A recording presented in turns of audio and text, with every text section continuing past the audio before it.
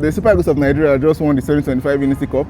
They defeated Ghana in the first game 2-1, and they defeated Jamaica via penalties 5-4 after playing 2-2 after 90 minutes. Now the big question: can we still qualify to the World Cup?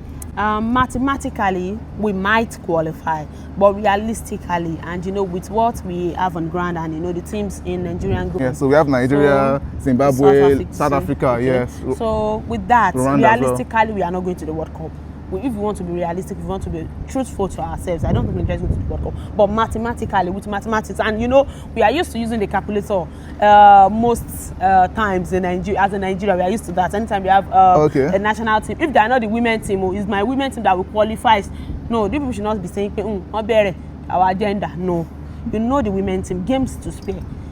Anytime they are qualifying for tournaments. But sometimes we are used to going around with our scientific calculator, if it is the ordinary, the casino or whatever, to calculate the Super Eagles qualifying for any tournament, even sometimes AFCON. So realistically, I don't think they are going, but mathematically, anything could happen. Something could happen to South Africa. 4 more games to go. Yes, we have to win all our games. 6. Yeah. We have to win all our games. Now, the rest are in that group. Sure, they did not have God. Sure, they did not want to win. South Africa will get 3 points, in my opinion.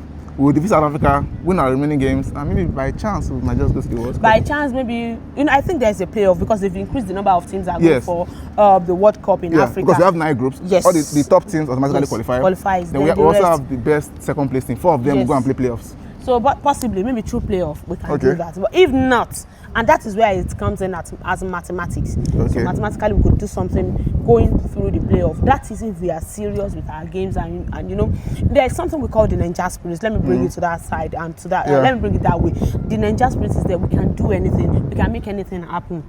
Can't the rest make other things happen? I do think there are 2 sides of it. So when you think that the Ninja Spirit is there, what happens to the Cameroonian spirit? What happens to the South African spirit? We have the Afrobeat spirit. What happens to the Swabalami spirit? What happens to the Amapiano spirit in them too? So they want to do something to make sure that they find their way there. And I believe South Africa, they've not been getting the fair share of the World Cup tickets, the World Cup stuff, because they've not been there for a while now. Yeah, last time they were there, they qualified as the host 2010.